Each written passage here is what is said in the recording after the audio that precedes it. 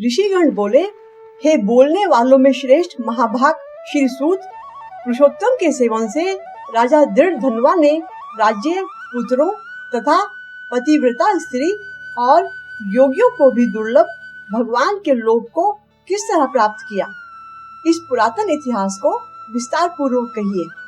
सूत जी बोले, हे विप्रगण, भगवान नारायण ने राजा दृढ़धनवा के पाप नाशक इस पुरातन इतिहास को नारद जी के प्रति जो कहा है, वही इतिहास इस समय मैं आप लोगों से कहता हूँ। श्री नारायण बोले, हे नारद सुनिए, मैं पवित्र करने वाली गंगा के समान राजा दृढ़धनवा की सुंदर तथा प्राचीन कथा कहूँगा। है हय्ये देश के रक्षक, बुद्धिमान तथा सत्य पराक्रमी चित्रधर्मा नाम के राजा को दृढ़धनवा नाम से प्रसिद्ध, अति तेजस्वी, सब गुणों से युक्त, सत्य बोलने वाला, धर्मात्मा और पवित्र आचरण वाला पुत्र हुआ।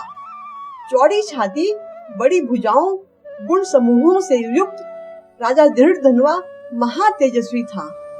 गुरु के मुख से एक बार कहने मात्र से पूर्व में पढ़े हुए के समान व्याकरण आदि 6 अंगों के साथ 4 वेदों का अध्ययन कर, गुरु को दक्षिणा देकर और विधि पूर्वक उनकी पूजा कर, गुरु की आज्ञा से दृढ़धनवा पिता चित्रधर्मा के पुर को गया। प्रजा के साथ साथ राजा चित्रधर्मा भी दृढ़धनवा को देखकर अत्यंत हर्ष को प्राप्त हुआ। संपूर्ण धर्म को जानने वाला, प्रजा पालन में समर्थ युवा पुत्र से बढ़कर इस सार शून्य संसार में और कुछ नहीं है।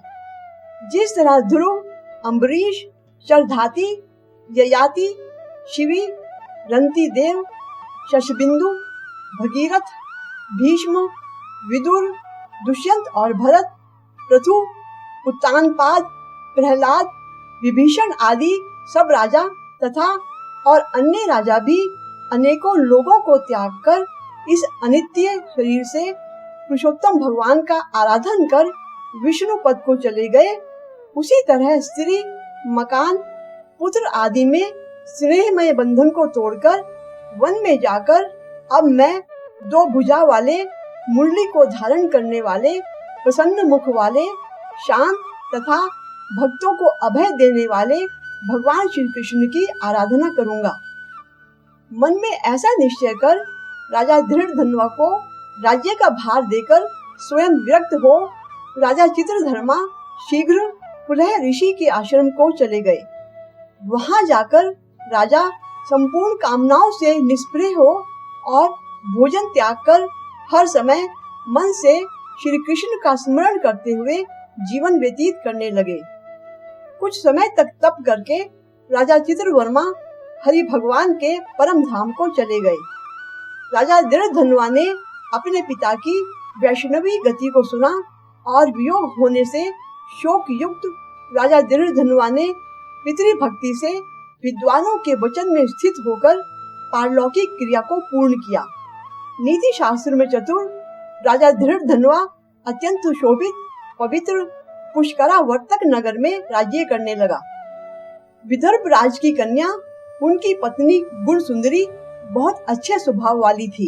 गुण सुंदरी ने सुंदर, चतुर, शुभ आचरण वाले 4 पुत्रों और संपूर्ण लक्षणों से युक्त चारुमती नामक कन्या को जन्म दिया।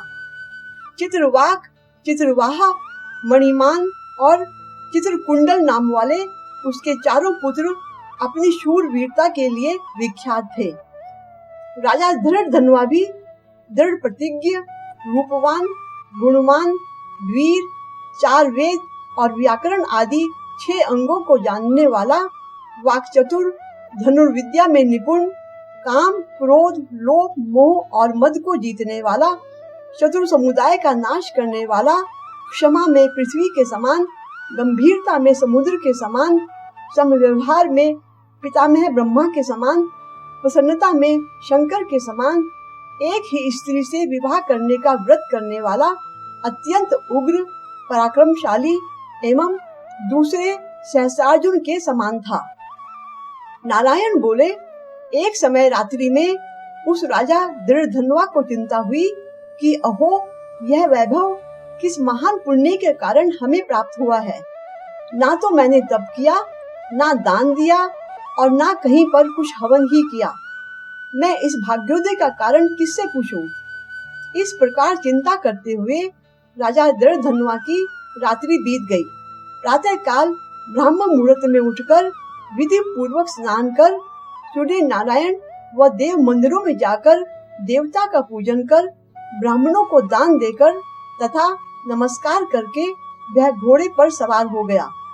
उसके बाद शिकार खेलने की इच्छा से शीघ्र वन को गया और वहां पर बहुत से मृग, वराह, सिंह और चमड़ी गाय का शिकार किया। उसी समय राजा दृढ़धन्वा के बाण से घायल होकर कोई मृग बाण सहित शीघ्र एक वन से दूसरे वन को चला गया। रुधिर गिरे हुए मार्ग से राजा भी मृग के पीछे गया, परंतु मृग कहीं झाड़ी में छिप गया और राजा उस वन में उसे खोजता ही रह गया। प्यास से व्याकुल राजा ने समुद्र के समान एक तालाब को देखा। जल्दी से जाकर और पानी पीकर वहां समीप ही उसने घनी छाया वाले एक विशाल वट वृक्ष को देखा। उस वृक्ष की जटा में घोड़े को बांधकर राजा वहीं बैठ गया। उसी समय उस पेड़ पर एक तोता आकर बैठ गया और मनुष्य की बोली में राजा को संबोधित करता हुआ एक ही श्लोक बार बार बोलने लगा कि हे राजन, इस पृथ्वी पर विद्यमान अतुल सुख को देखकर तू आत्मा का चिंतन नहीं करता, तब भला इस संसार को कैसे पार करेगा। राजा दृढ़धन्वा बार बार इस श्लोक को सुनकर प्रसन्न हुआ और उस पर मोहित हो गया।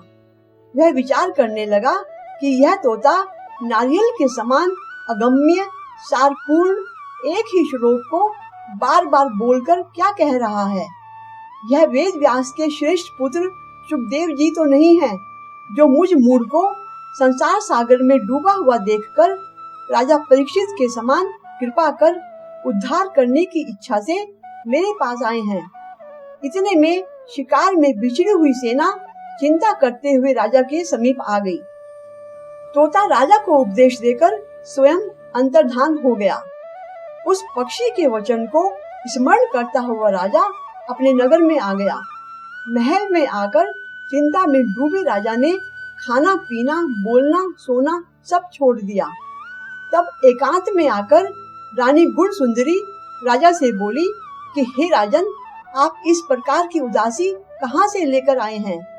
उठिए, बातचीत करिए और सुख भोगिए। परंतु देवताओं के भी समझ में न आने वाले उस पक्षी के सार गर्भित वचनों का स्मरण करता हुआ राजा रानी गुण सुंदरी के प्रार्थना करने पर भी कुछ नहीं बोला। पति के दुख से अत्यंत पीड़ित रानी भी दीर्घ श्वास लेकर अपने स्वामी की चिंता के उत्कट कारण को नहीं जान सकी।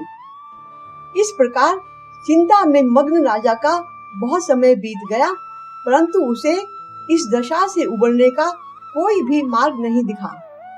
नारद जी बोले, हे प्रभु, इस तरह चिंता करते हुए राजा दृढ़धन्वा का क्या हुआ सो आप कहें, क्योंकि निर्मल वैष्णव चरित्र का यदि थोड़ा भी ज्ञान हो जाए तो पापों का नाश हो जाता है। इसके साथ ही पुरुषोत्तम मास का श्री नारायण नारद संवाद व चिंतित राजा दृढ़धन्वा नामक त्रयोदश अध्याय संपूर्ण होता है।